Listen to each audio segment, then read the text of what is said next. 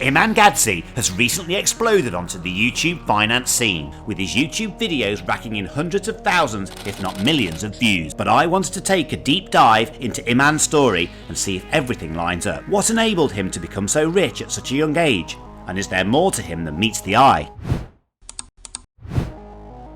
Our story begins in a small town in South Russia, Dagestansky Ogni. Iman was born there to a single mother. Iman's father, who he describes as an abusive alcoholic, left long before he was born. Young Iman lived in post-Soviet Union poverty, with his mum and best friend having to work multiple jobs to take care of him. Despite this very unfortunate childhood, there was a glimpse of hope for Iman, as one day his mom came home and told him they were going to move to London. So Iman took his first ever flight and moved from South Russia to London. Reason they were able to do this was because Iman's mother got together with Iman's stepfather, who was very wealthy and wanted to take them along with him. So in the space of just 1 month, Iman's life completely changed. He went from not even having a toilet in his house to living in one of the most exclusive areas of the city. He ended up going to an elite private school and living the life that was unimaginable for his mother a few months ago. Of course, this is not how the story ends. Otherwise, Iman would now be off to university following the same path as all his friends. Very quickly, his idyllic childhood started to fade. Iman's mother separated with his stepdad and they were plunged back into their old life of poverty.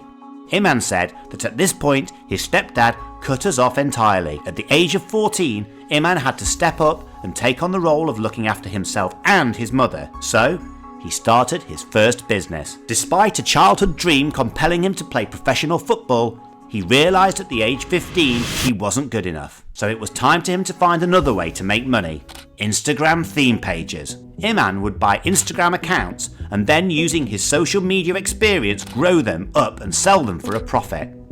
This was very lucrative for young Iman, as he made a fair bit of money, but ended up making one bad decision in which he lost it all and was back to square one. So he decided to start his next business. You see, Iman had a real passion and love for fitness and would spend days and nights studying personal training manuals and then pestering his friends' parents to let him train them. He ended up making a few £100s a month doing this, and he thought he was a true businessman. So he invested in himself and bought his first ever camera, a £400 Canon. He used and abused that thing, setting up shoots anywhere he could find them and trying to learn a new craft. Meanwhile, he had another brainwave. He was still playing semi-pro football at this time, and knowing a bit about social media, had always told the owner of the club how poor their channels were and how he could do a better job. Eventually, the owner relented. He said, "Okay, Iman, why don't you manage our content and social media?" But before Iman could say yes, he said, "And how much would that cost?" Iman had absolutely zero idea of what to charge companies to manage their social media, so he ended up saying he would get back to him on that. For the next few days,